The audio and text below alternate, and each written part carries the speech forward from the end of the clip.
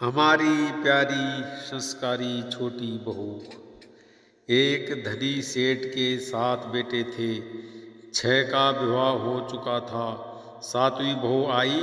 वह सत्संगी माँ बाप की बेटी थी।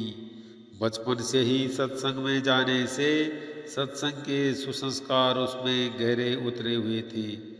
छोटी बहू ने देखा कि घर का सारा काम तो नौकर चाकर करते हैं।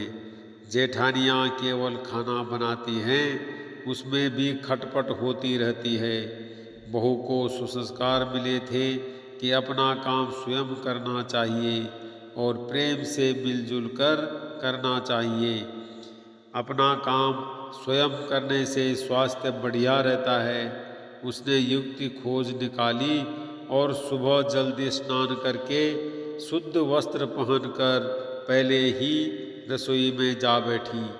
जेठानियों ने टोका, लेकिन फिर भी उसने बड़े प्रेम से रसोई बनाई और सबको प्रेम से भोजन कराया।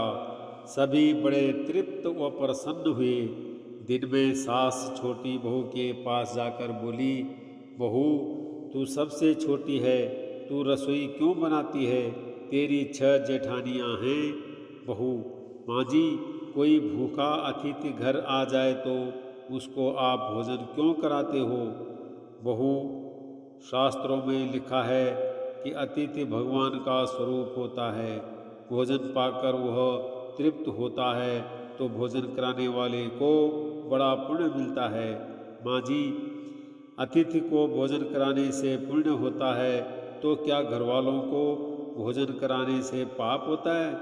अतिथि में भगवान का स्वरूप है तो घर के सभी लोग भी तो भगवान का स्वरूप हैं, क्योंकि भगवान का निवास तो जीव मात्र में है।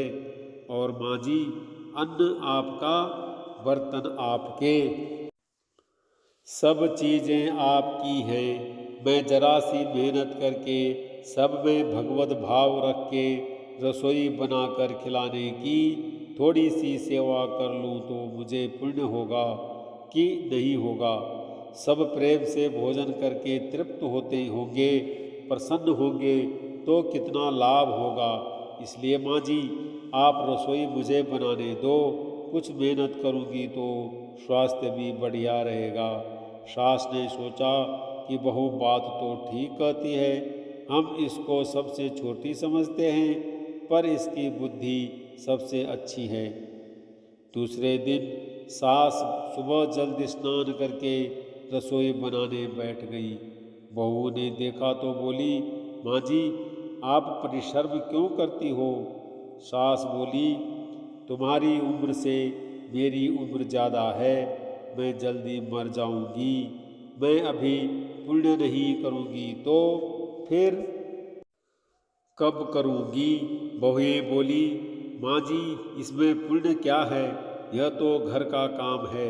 सास बोली, घर का काम करने से पाप होता है क्या?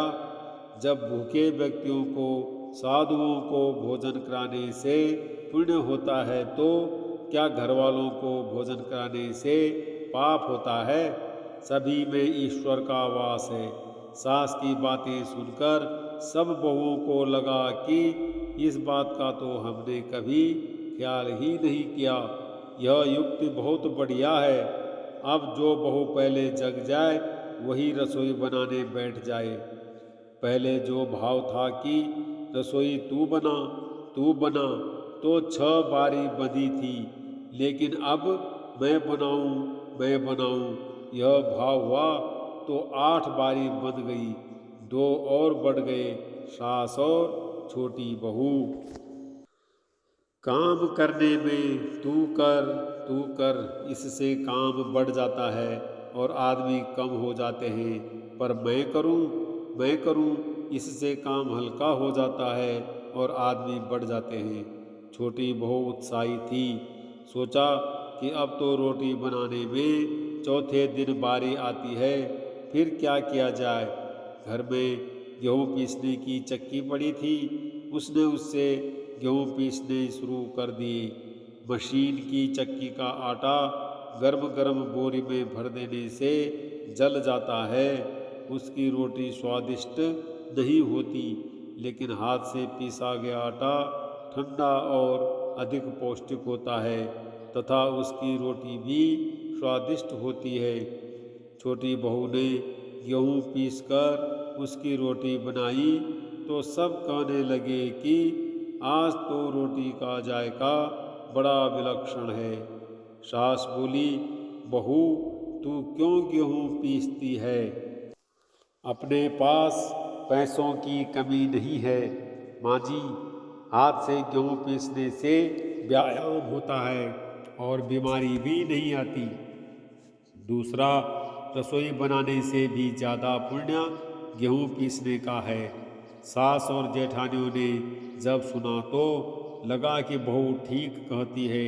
उन्होंने अपने अपने पतियों से कहा, घर में भगवान श्री कृष्ण ने जूठी पत्तलें उठाने का काम किया था। दूसरे दिन सास बर्तन मांजने बैठ गई। उसको देख के सब बहुओं ने बर्तन मांजने शुरू कर दिए। घर में झाड़ू लगाने नौकर आता था। अब छोटी बहू ने सुबह जल्दी उठकर झाड़ू लगा दी। सास ने पूछा, बहू, झाड़ू तूने लगाई है?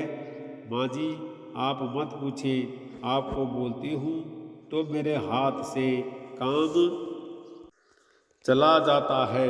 झाड़ू लगाने का काम तो नौकर का है, तू क्यों लगाती है?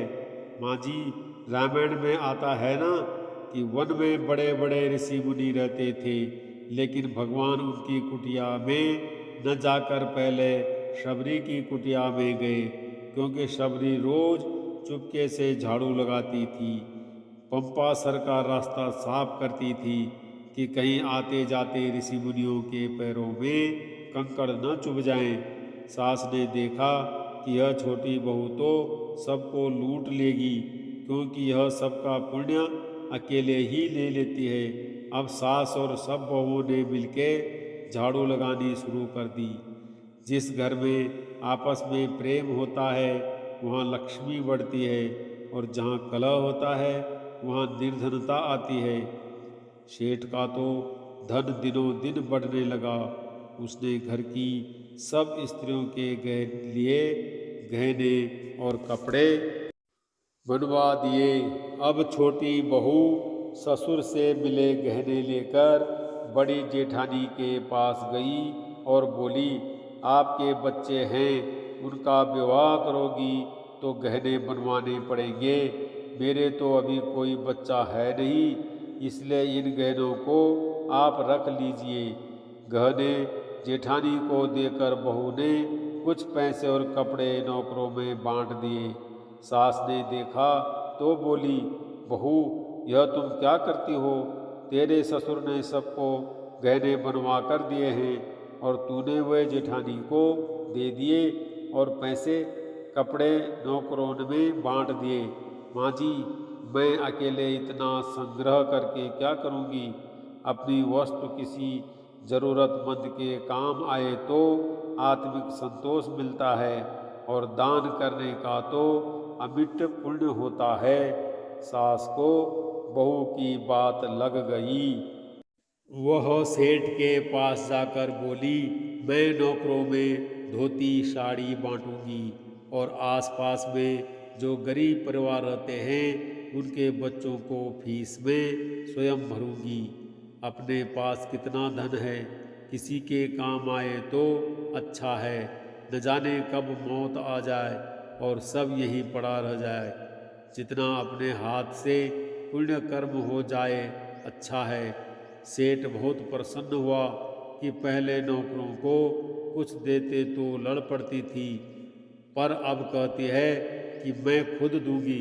सास दूसरों को वस्तुएं देने लगी तो यह देख के दूसरी बहुएं भी देने लगी। नौकर भी खुश होके मन लगा के काम करने लगे और आस पड़ोस में भी खुशहाली छा गई। गीता में कहा गया है, श्रेष्ठ मनुष्य जो जो आचरण करता है दूसरे मनुष्य वैसे वैसा ही करते हैं। वह जो कुछ प्रमाण कर देते हैं दूसरे मनुष्य उसी के अनुसार आचरण करते हैं। छोटी बहू ने जो आचरण किया उससे उसके घर का तो सुधार हुआ ही, साथ में पड़ोस पर भी अच्छा असर पड़ा। उनके घर में भी सुधर गए। देने के भाव से आपस में प्रेम भाईचारा बढ़ गया। इस तरह बहू को सत्संग से मिली सूझबूझ ने उसके घर के साथ अनेक घरों को खुशहाल कर दिया।